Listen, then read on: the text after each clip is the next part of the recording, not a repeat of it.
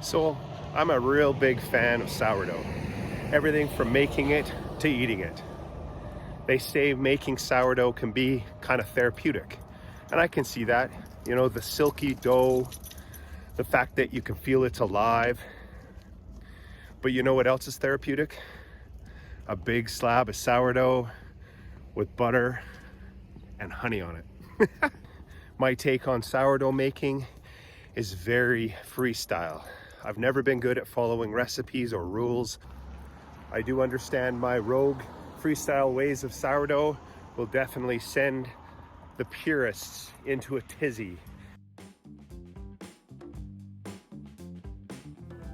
Please be aware that my intention is not to teach you how to make precision sourdough, but rather to inspire you, the viewer, the appreciation of the whimsical blend of science and food in the act of making sourdough. I typically make a double loaf batch starting with about half a cup of starter. To that I add 4 cups of room temperature water, 5 cups of flour, and 1 teaspoon of kosher salt. I stir this together to get it to the shaggy stage, and I let that sit for 1 hour before beginning my stretch and folds.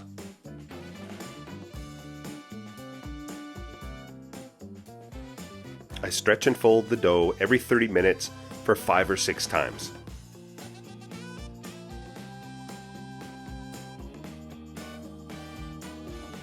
Then I shape and place into the baskets and refrigerate for 24 to 36 hours for cold fermentation. This fermentation is what is responsible for the unique flavor and texture of sourdough.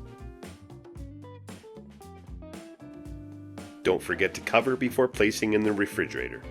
Turns out shower caps are the bomb diggity for this.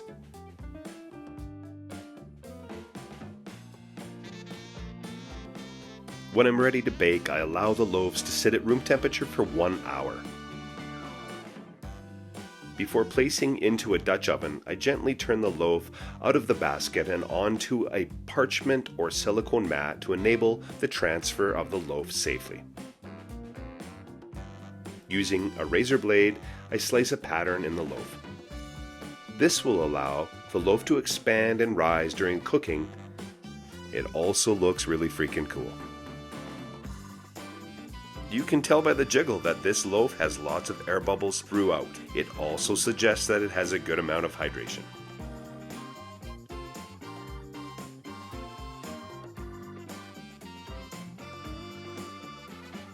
I preheat my Dutch ovens to 450 degrees for a minimum of 30 minutes. Once they're hot, I place the loaves in the covered Dutch ovens and bake for 30 minutes.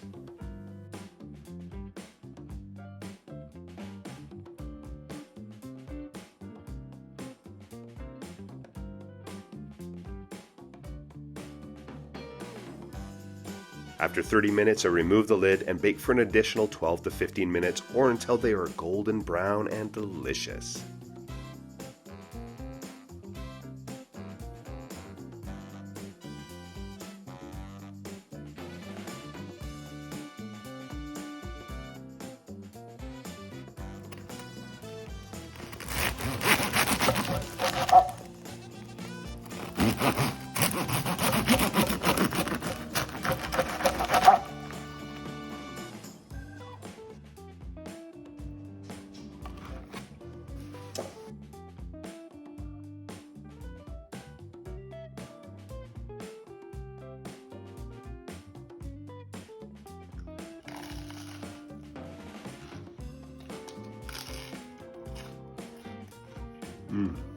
Amazing. And more butter the better, typically. I mean, everything in moderation, right? Except for moderation, that shit will kill you. Thanks for watching Divine Cooking. I'm Chef Darren.